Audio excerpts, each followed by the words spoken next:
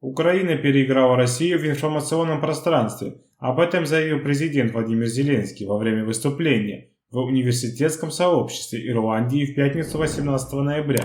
Глава государства отметил, что он согласен с утверждением, что социальная сеть – это поле боя и поле возможностей. Он также отметил, что Россия это использовала, дезинформируя многие страны Африки, Азии, оказала мощное влияние на Израиль, Германию и многие страны ЕС.